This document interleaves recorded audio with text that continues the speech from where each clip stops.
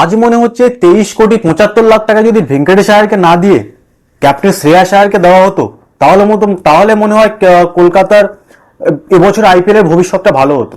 আমি কেন বলছি, কারণ যে মানুষটাকে 23,75,00,000 টাকা দিল সেই মানুষটা একটা রান করলো না, একটাই মনে হয় 50 আছে মেবি, আমি ভুল হতে পারি। কিন্তু যে প্লেয়ারটা কাপ দিল, যে ক্যাপ্টেনটা কাপ দিল, তাকেই বিক্রি করে দিলাম, তাকে নিলামে আর নিলাম না, 10 কোটির ওপরে আমি দাম তুললাম না,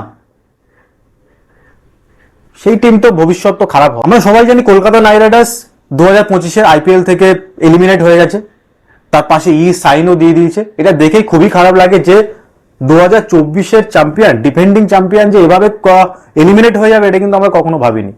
টিমটার মধ্যে কি নেই, আমি একই ভিডিওতে কলকাতা নাইট রাইডার্সের একই বারবার বলছি। আজ কলকাতা নাইট রাইডার্সের হেরে যাওয়ার কারণ, এলিমিনেট হওয়ার কারণ তুলে ধরছি, 5-6টা পয়েন্ট বলবো, এটাতে সবাই এগ্রি হবে যারা কেকেআর এর ফ্যান, যারা আইপিএল দেখে। ফার্স্ট কারণ, নিলামে ভুল করেছে। কি ভুল করেছে? ক্যাপ্টেনকে তুলে দিয়ে, নাম্বার ওয়ান।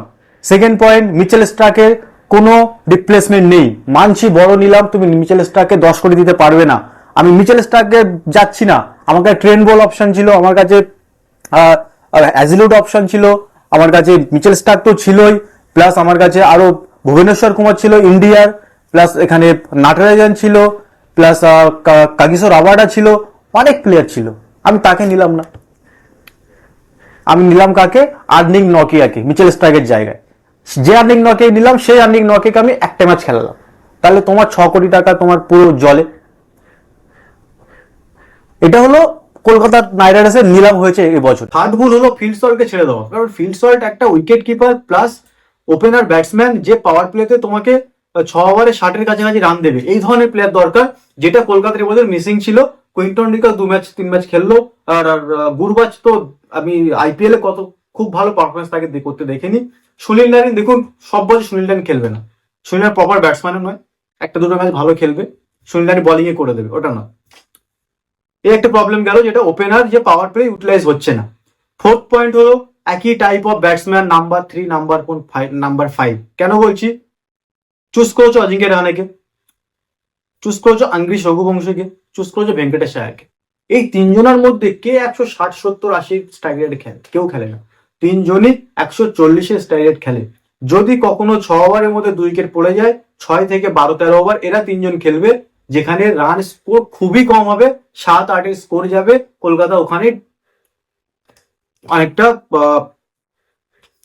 প্রজেক্ট যে স্কোর থাকে ওখানে কমে যাবে, কারণ যে কটা টিম ভালো খেলছে বছর, 4-5-এর প্লেয়ার খুবই ভালো, যারা গেমটাকে, সব ধরনের প্লেয়ার দরকার। আমি যদি একই টাইপ অফ প্লেয়ার রাখি 140টা রেটে, তাহলে কিন্তু আমি কখনো ওই ভালো বড় স্কোরে যাবো না, কারণ এখন আইপিএল এ কিন্তু 160-70 হয় না, এখন আইপিএল এ 210-20 তবু চেজ হয়ে যায়। তো সেইভাবে কিন্তু কলকাতাকে ভাবতে হতো, যেটা কলকাতা ভাবেনি। ভেবেছি আমরা সবাইকে রেখে দেবো, রঘুবংশীকেও রাখবো, আমি শ্রেয়াস আয়ারের পরিবর্তে অজিঙ্ক্য রাহানেকেও রাখবো, আমি ভেঙ্কটেশ আয়ারকেও রাখবো। এভাবে তো হবে না, গেম পাল্টে গেছে। সেখানে লাস্টে কি হয়? আন্দ্রে রাসেল বল পায় না, রিঙ্কু সিং বল পায় না, তো এইবার রামনদীপ সিং তো হাফ বলই পেল না। সিলেকশন ভুল আছে। লাস্ট সব থেকে বড় কারণ যেটা বলবো, সব থেকে বড় যেটা আমার মনে হয়েছে, টিম বন্ডিং। তুমি যত বড় প্লেয়ার কিনে নাও, রোহিত শর্মা, বিরাট কোহলি, বুমরা, কেএল রাহুল, ভুবনেশ্বর কুমার, যত বড় বড় প্লেয়ার কিনে নাও, তুমি যদি টিম বন্ডিং না থাকে, তুমি সেটা কখনোই করতে পারবে না। গুজরাট টাইটান্স যে খেলছে, টিমটার মধ্যে বড় নাম কেউ নেই, কিন্তু ওরা টিম বন্ডিং মেন, টিম বন্ডিং না হলে জেতা যাবে না। কলকাতার টিম বরাবরই ভালো, কলকাতার টিম ভালো আমি বলছি, কারণ নাম্বার দুটো স্পিনার আছে, ফিনিশার আছে, কিছু বলার নেই। এই টিম যদি কোয়ালিফাই না করতে, একটা কারণ যেটা মনে হলো, এই মঈন আলীকে খেলানো, আমি বুঝতে পারলাম না, মঈন আলীকে আমি যদি 8 নম্বরে খেলাই, আমি কি জন্য খেলাচ্ছি? এটা ব্যাটিং এর জন্য? আমার ব্যাটিং দরকার আছে? নেই তো। আমি স্পিনার দরকার আছে? নেই তো, কারণ আমার কাছে world class spinner Sunil Narine, Varun Chakravarthy, আমি কেন খেলাচ্ছি? খেলিয়ে মার খাওয়াচ্ছি কেন? আমি এখন একটা ফাস্ট বোলার খেলিয়ে দিই, সে আমার কটা ওভার করে দেবে। সিলেকশনের কমিটি ভুল আছে, আগে তো বললাম আরো কি প্রবলেম আছে। তো কলকাতা ভালো টিম, এই কিছু চেঞ্জেস যদি নেক্সট ইয়ার করে, আশা করি ভালো করবো। আর এই ধরনের ভিডিও তো আসতেই থাকবে। তো আমার ভিডিও যদি আপনার ভালো লেগে থাকে, প্লিজ আমার চ্যানেলটাকে লাইক অ্যান্ড শেয়ার করতে ভুলবেন না, আর সাবস্ক্রাইব আর ফলো করতে ভুলবেন না।